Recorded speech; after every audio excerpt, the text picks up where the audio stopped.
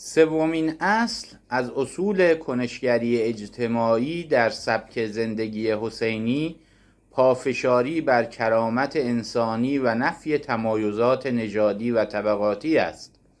کرامت انسانی سنگ بنای اخلاق در مکتب توحیده.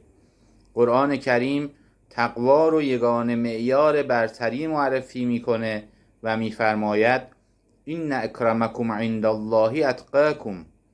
هر گونه برتری جوی نژادی، قبیله‌ای و طبقاتی در سبک زندگی حسینی به چالش کشیده شده. در دوره اموی ساختار اجتماعی جامعه به سمت اشرافیگری قبیله‌ای و تحقیر غیر عرب‌ها یا طبقات فروده است که با عنوان موالی شناخته می‌شدند بازگشته بود. سیره امام حسین در این مقطع اعلامیه عملی برای شکستن این دیوارهاست. اصلاحگری حسینی هم در حوزه سیاست و هم در حوزه فرهنگ اجتماعی انقلاب بزرگی ایجاد کرد. امام با رفتار خود به ما می‌آموزد که انسان بودن مجوز بهره‌مندی از تمام حقوق و احترام هاست و هیچ تفاوت رنگ و نژاد یا پایگاه اجتماعی نمیتواند مانعی بر سر راه رشد معنوی و قرب الله باشد. یکی از مستندترین و تأثیرگذارترین نمونه‌های تاریخی که نفی تمایزات نژادی رو در کربلا نشان میده، سیره امام حسین علیه السلام با غلام سیاه پوست و آزادش جون ابن هوی است.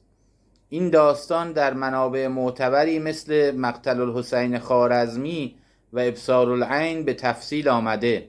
جون ابن هوی غلام اباذر غفاری بود که به خدمت امام حسین علیه السلام رسید و در رکاب امام به کربلا آمد.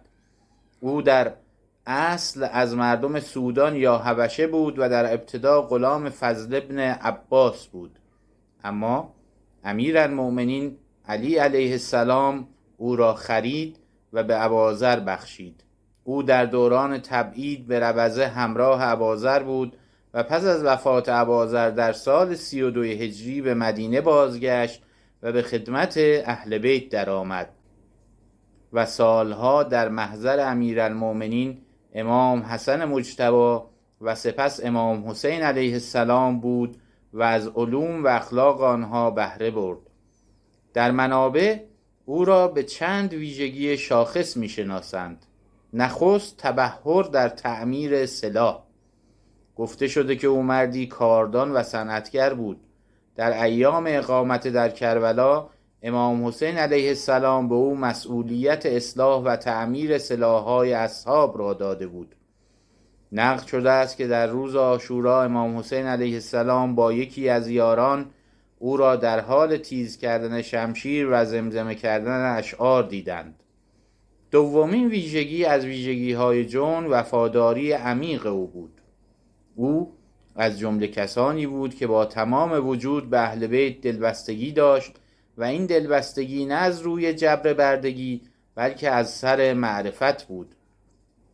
طبق روایات در صبح روز عاشورا جون از امام حسین علیه السلام درخواست کرد تا به میدان جنگ برود. امام به او فرمودند ای جون، تو برای عافیت و سلامت همراه ما آمدی، پس خود را در سختی ها درگیر نکن. جون با جمله مشهور پاسخ داد ای پسر رسول خدا، آیا شایسته است که من در زمان راحتی و خوشی از عسل شما بخورم و از برکات شما بهره‌مند شوم، اما در زمان سختی و بلا شما را رها کنم؟ او سپس گفت درست است که بوی بدن من بد است و نژادم پست است، اما بگذارید تا با شهادت در رکاب شما خداوند بوی مرا خوش و حسب و نسبم را شریف گرداند. در اینجا بود که امام به او اجازه رفتن به میدان دادند. در روز عاشورا جون با اذن امام به میدان رفت و پس از مبارزه دلیرانه و کشتن تعدادی از سپاه دشمن به سختی مجروح شد و بر زمین افتاد. واقعه شهادت او یکی از درخشانترین صحنه‌های کربلا در تقابل با نگاه نژادی اموی است. امام حسین علیه السلام که به بالین یاران خود می رفتند به سراغ جون هم آمدند. مورخان نوشتند هنگامی که امام بر بالین جون حاضر شد سر او را بر دامن گرفت و به شدت گریست. جون در همان حال احتضار با فروتنی گفت ای پسر رسول خدا، من غلامی سیاه پوست و از تباری پست هستم، چرا بر بالین من آمدید؟ امام علیه السلام در پاسخ جوابی دادند که برای همیشه تمایزات نژادی و طبقاتی را در کربلا ذبح کرد. ایشان فرمودند من کان مثلک فلا ینبغی له ان یترک بل ینبغی ان یقابل بالاحسان.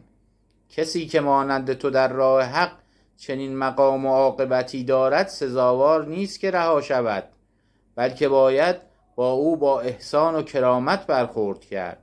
سپس امام علیه السلام برای او چنین دعا کردند اللهم بید وجهه و طیب ریحه و احشره مع الابرار و عرف بینه و بین محمد و آل محمد.